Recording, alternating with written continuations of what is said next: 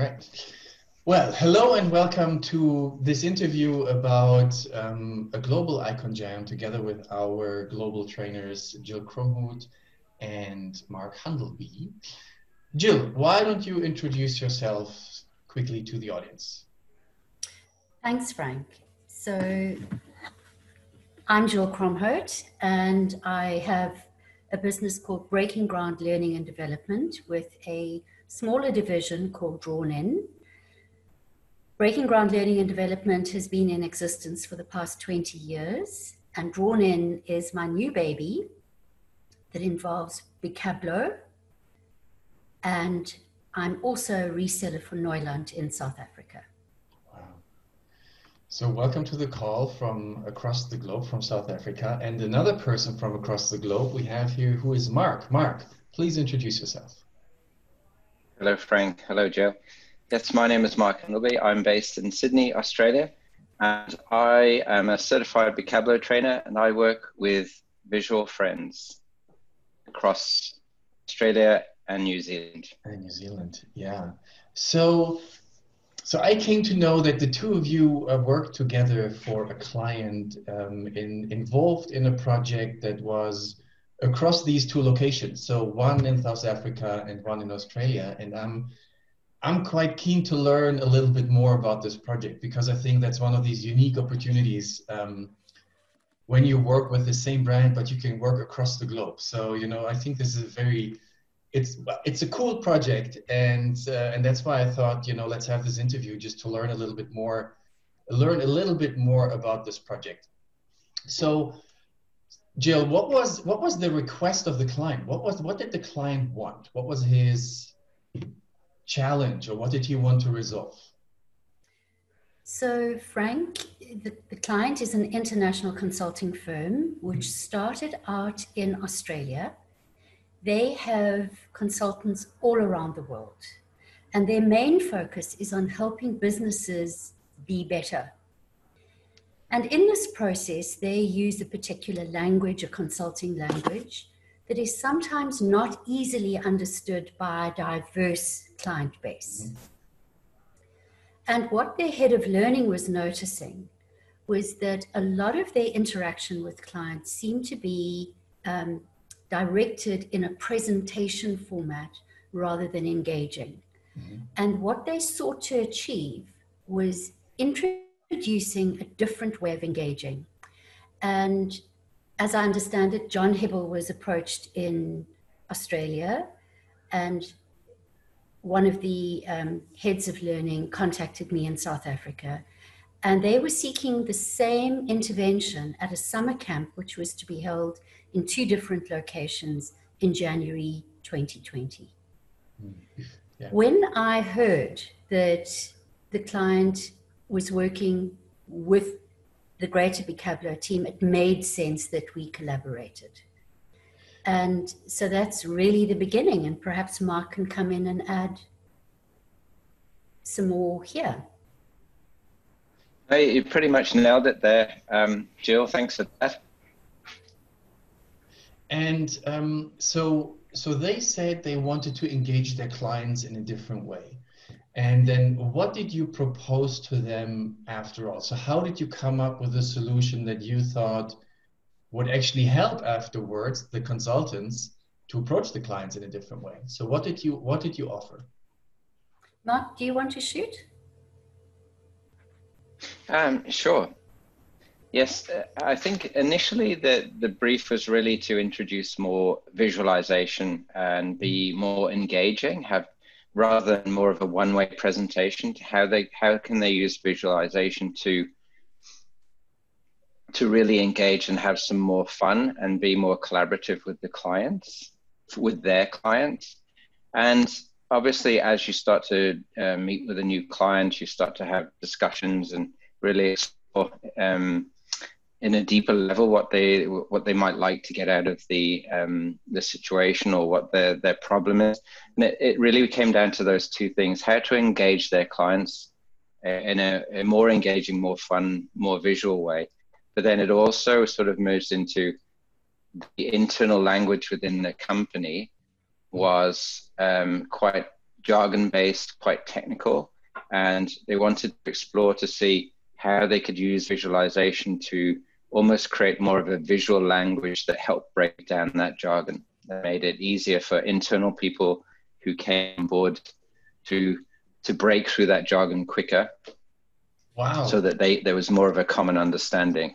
I mean, I think it's two very distinct things, right? Two and very different things. I mean, if you think of it, changing the culture of the language internally within an organization, I believe is something that is very challenging, you know, having the same understanding of things that you talk about in a, you know, in your day-to-day work, and then also how do you address that towards your client? Because I remember also when I worked for a consulting company, we always had our terms for specific solutions, but of course the client didn't know these terms, and when you would approach them, hey, do you want this or that, they never knew what we were talking about, you know. So I think it's a very common challenge. So and again here I'm interested. Now you proposed a specific solution to the client. I guess that's one thing, but how did you make that work across two sites, you know, across two locations? So what was the solution that you offered to the client and eventually actually pulled through?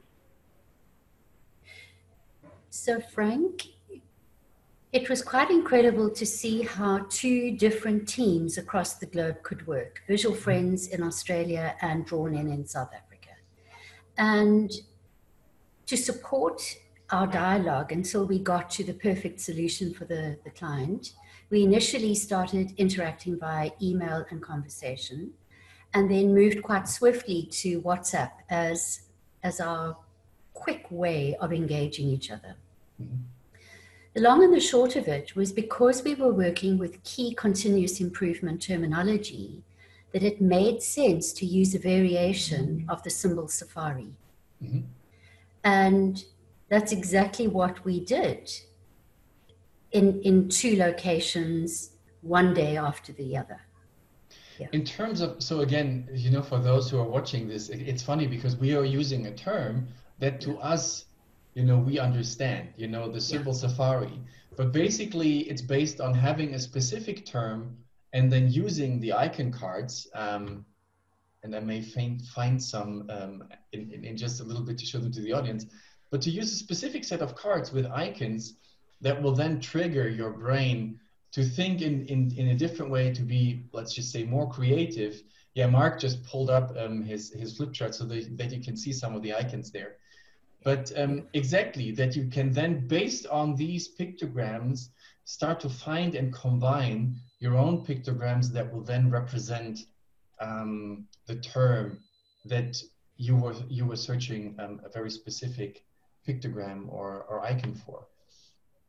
So you used that very concept for each of those events. Is that correct?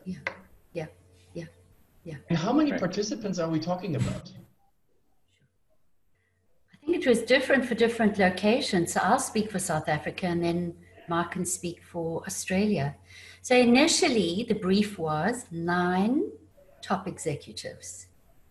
Okay. We grew from that initial brief to 165. Wow. Yeah. So it did whittle down slightly on the day of delivery. I had 135 on the day of delivery in 2 groups. And Marc, you had a different experience, didn't you? Yes. In Australia, we had 190 people across 4 groups. And I think on the day, it was 184-ish that took part. Okay, but you work, you know, that's a big group. So it wasn't just, you know, a one-day workshop sitting there with 10 people going through all the different terms that they would want to talk about, but it was large groups. And then it was, how long was one session typically? How long was a session in South Africa? In Australia, each session was 90 minutes. Okay. Yeah. And there was 4 of those sessions. Yeah. In South Africa, we had 2 breakout sessions and they were 90 minutes long. So how many terms would you say in general could you work with in one of those sessions? Yeah. What was your experience there? So Frank, we across the board worked it out very carefully. So I divided the 19 terms between the two groups. And in our setup, we had created 10 different working hubs with a flip chart stand per hub and a circle of chairs. So it was a really lovely, intimate space to work in. So what you're saying is that the two breakout sessions were then divided up again so that they could work in smaller teams. All right, okay. Yes, yes. Marc, how was it for you? It was the same in Australia as well. And the key terms that the client had provided, we split it amongst the different groups. But across the locations, like across South Africa and across Australia, you work with the same terms? Yes. And that was very exciting to see the different perceptions that came to the fore and the different interpretations of those key terms. So what the client ended up with, Frank, was a double set of icons across the globe.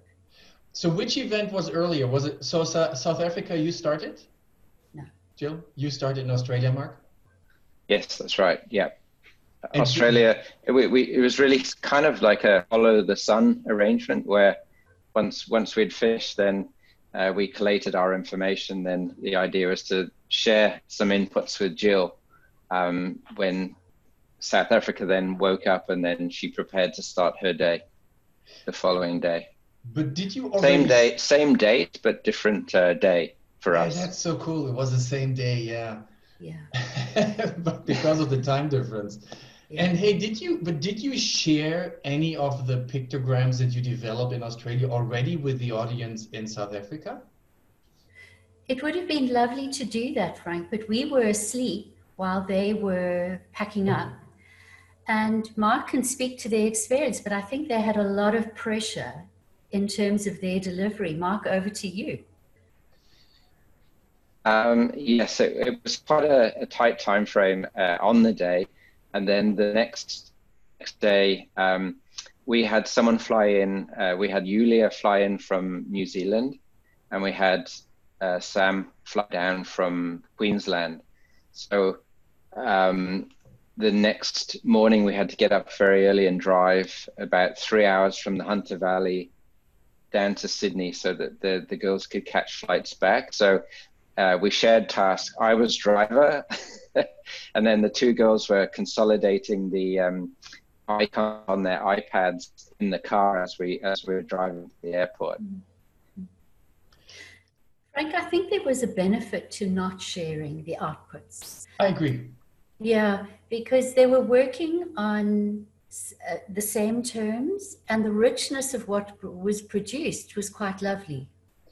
And one group didn't influence the other. Yeah, and what it invites is a broader conversation within the client. I totally agree with you. And I guess I also would have suggested not to share them because, why present the result, for those terms already, I think then you already have something that's preconceived, in your head, like, okay, that's this term and there's already a pictogram for it there.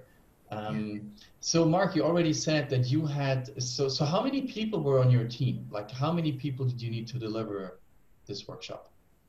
We had 3 people on the day, but obviously there was back-end coordination work that went on between the other members in Visual Friends. So Danny was heavily involved in the initial negotiation, initial coordination, and then really it was handing over to Julia, who was our point coordinator. And then Julia, we created a working group with Gill and her team as well. Yeah. And Gill, how many people were you working with in South Africa? How many people were in your team? So Frank, you know that I'm the only bikablo global trainer in South Africa. I do. So I connected with our visual community and I invited Nicolene Lowe to join me on this project. She's an illustrator and previously was a lecturer. And her role was really that of support. So she helped with creating a very beautiful poster, and some other support, exciting posters around the room, which really helped the group feel welcome. And as we do in our own training, photographic documentation is absolutely key to what we hand back to the clients. And Nicolene doubled up as a photographer in the session of taking photos, lovely photos of the group while they worked, or the groups while they worked. Yeah, so it's not a job that you could do with one person, especially not with No. that many people, you know, holding the group, working with all the different, how to say, subgroups, because I can imagine, you know, there are questions that every now and then, you know, somebody would ask for support, or maybe clarify some things. Yeah.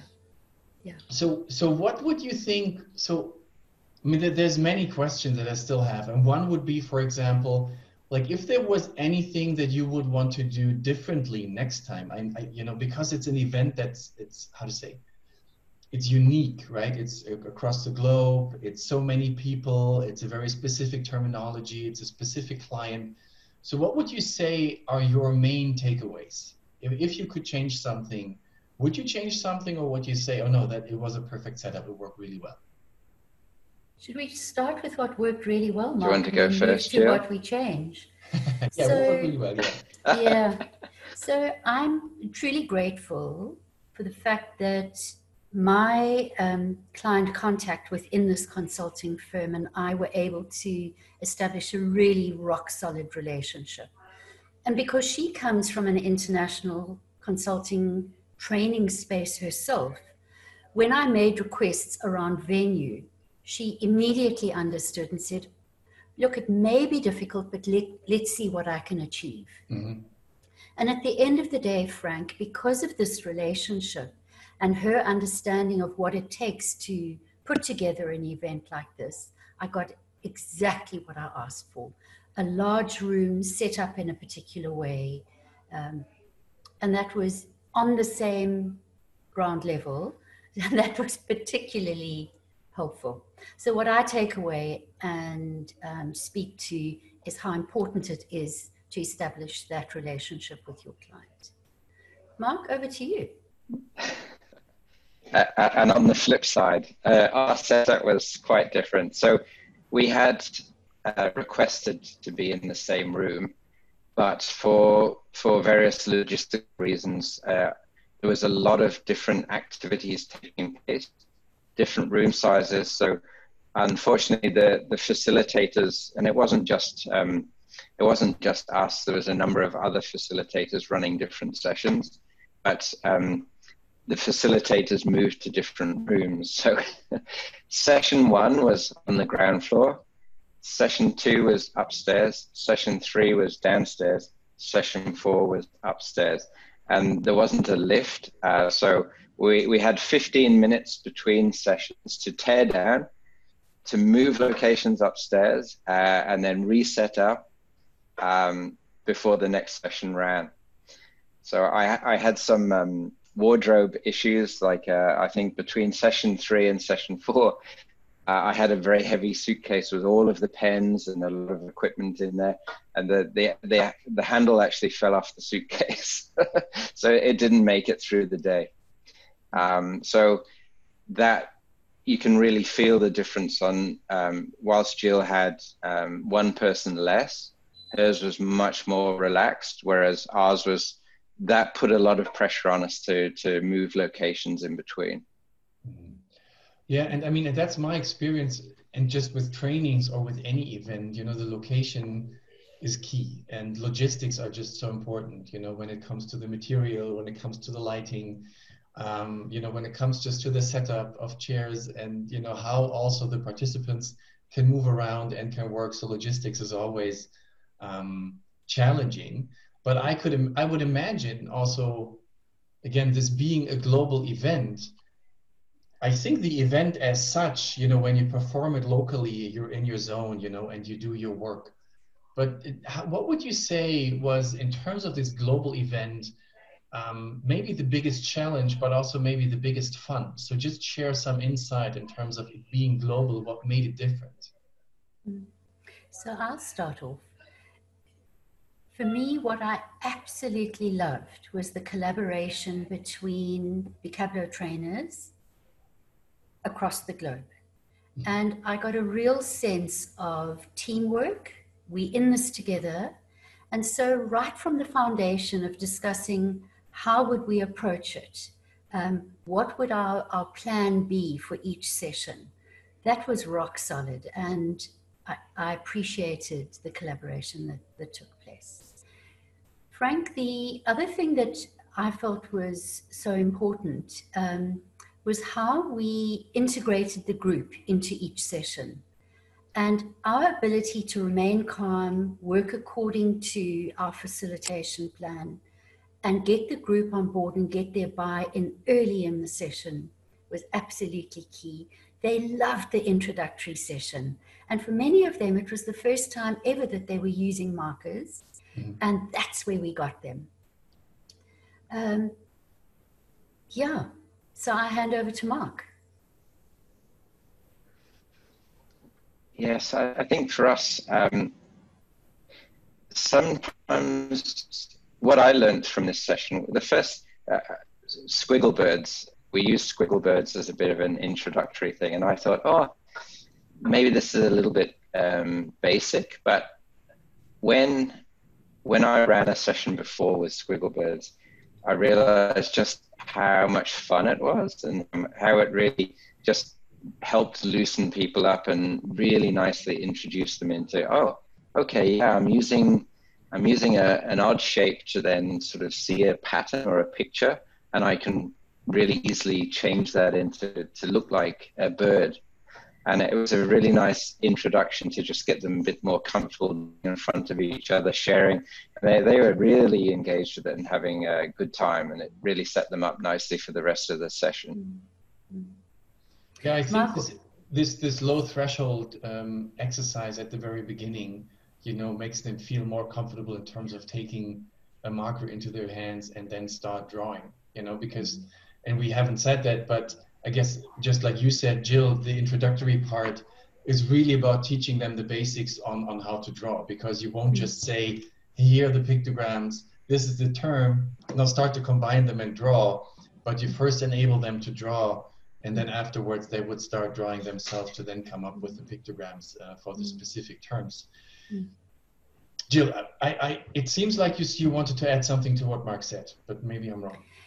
So just to link back to the main exercise where they were drawing icons and then combining icons around terms, what we did in our session with the squiggle birds was to get them to choose one bird that best represented how they were feeling and to give the bird a name.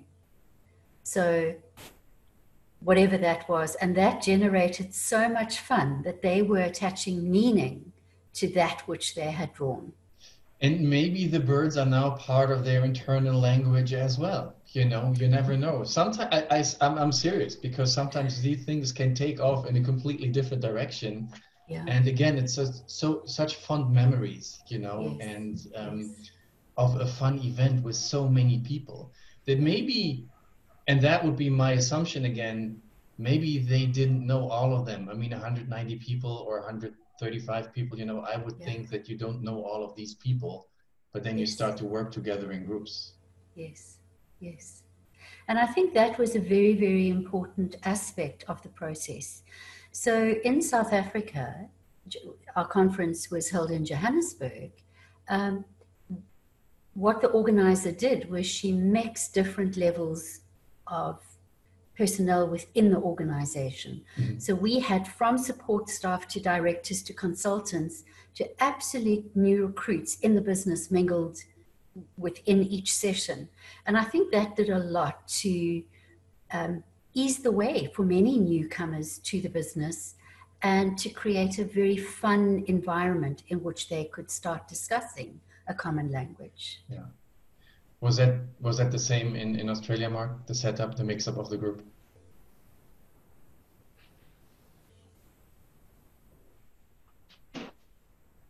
Marc, are you still there? Okay, there you are. Yes, I'm still there. Yeah, all I right, think cool. I think Renee maybe my partner might be running another conference in the other room. Such are these times. But the setup was the same. So in terms of the group, like having diverse people in one group in Australia. Actually, it was very different in Australia. They actually had support staff and then consultants and then graduates and then a small group with the directors. So a very different structure, and I'm not sure why it was different. That's interesting, though.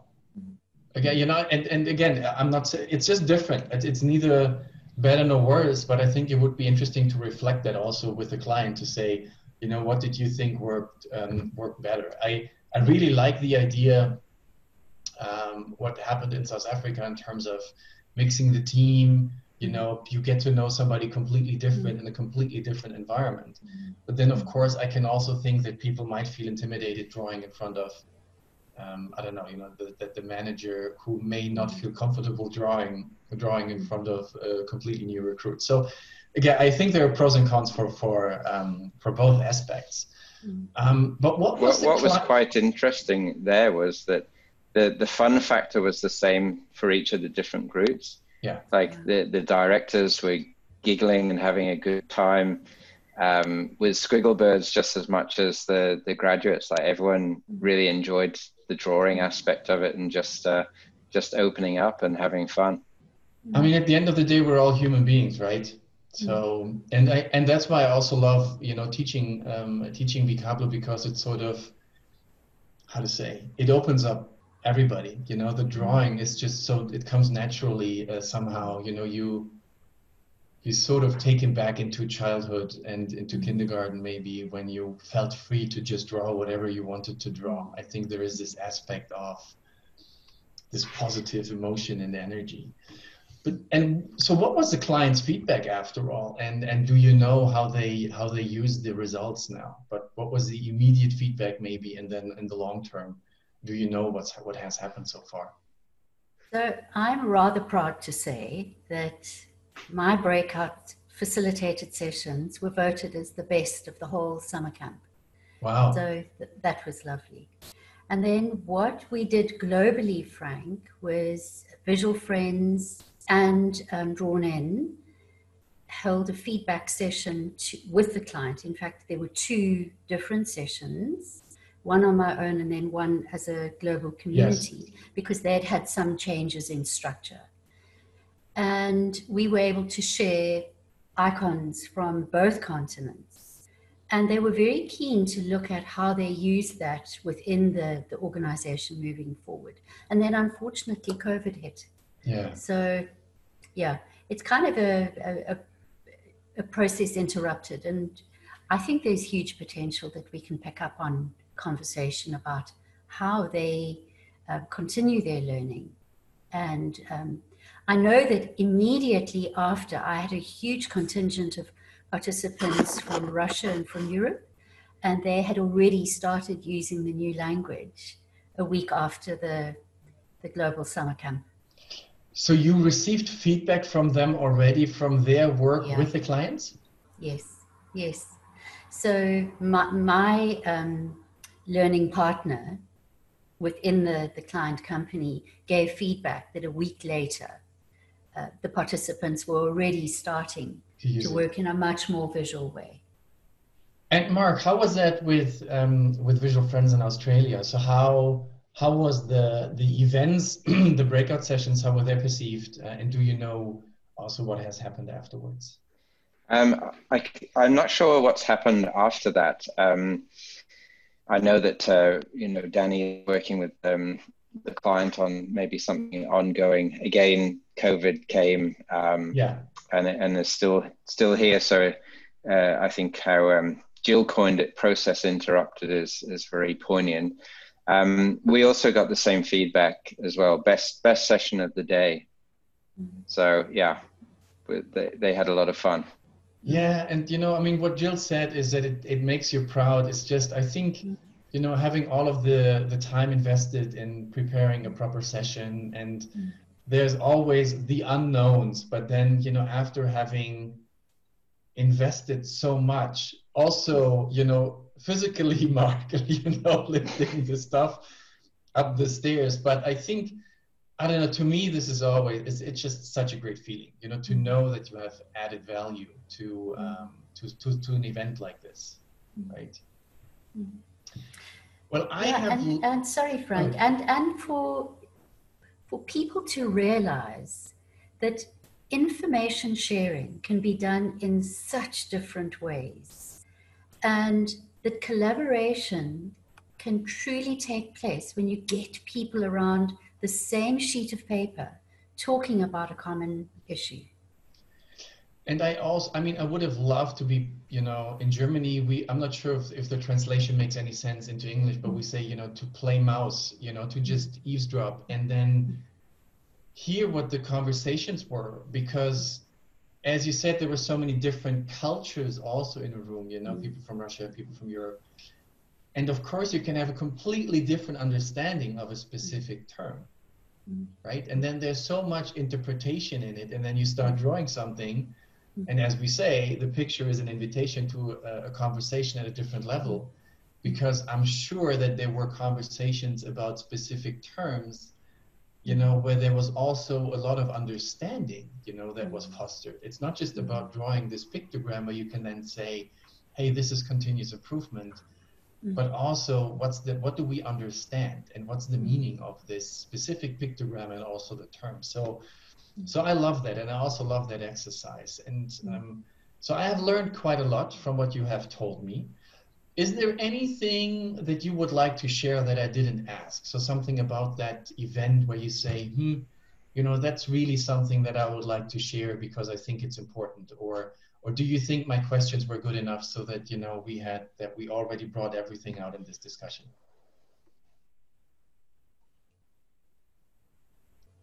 So from I'll start, Frank. So from my side, I think the power of photo documentation cannot be underplayed. Okay. It forms such a beautiful record of what took place for the client. And that's something very special to bikablo. I mean, not bikablo. Yeah, bikablo. What am I talking? It's early in the morning in South Africa.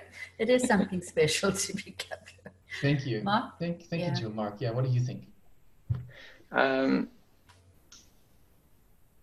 I think for me, it's pretty much, we're talking about the joy that you can see the client have it, but being part of that and witnessing the client having so much fun is really rewarding for us. Whilst we were in Australia a little bit like, you know, underwater in between the sessions, and it was not easy with 15 minutes in between sessions. The reward was 10 times greater just by witnessing that transformation of people in such a short space of time that, oh, I can't draw. Not only have they, you know, they've had some fun, they've started to draw, they've started to break down communication barriers. And, you know, we gathered feedback. We also brainstormed how they might use going forward in their organization with, based on what you've learned in 90 minutes, how could you apply this in your workplace, and managed to share that all in 90 minutes. So really rewarding for the facilitators as well as the participants. You know, I feel like I've missed out on something, and I guess it's great to work within this community, but you know, and then also to create something unique in a way that you support an event, which is this summer camp, and you have people from all around the world, and I mean, I would think that the people are in conversation as well, and it's something that's being carried forward, and that supports the photo documentation, you know, where you sort of transport emotions, or you capture them in a way that it's also nice to look at it again, because you don't just look at the pictograms, but you look at, you know, what Marc said, they had fun. You look at how people interact, you look at how people laugh, you look at how people stand there together, draw something, and And I love what you say, Mark, you know, in 90 minutes, it's efficient and effective in a way, you know, that you spend 90 minutes and you can take so much away from it, you know.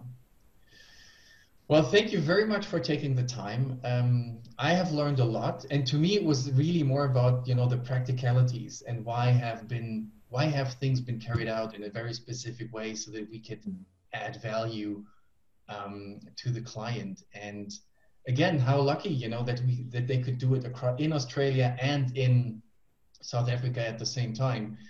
Because again, luckily we had trainers there who could support these events, you know. Again, we're not everywhere, like bikablo was not all around the world, but, you know, very capable facilitators in Australia and South Africa.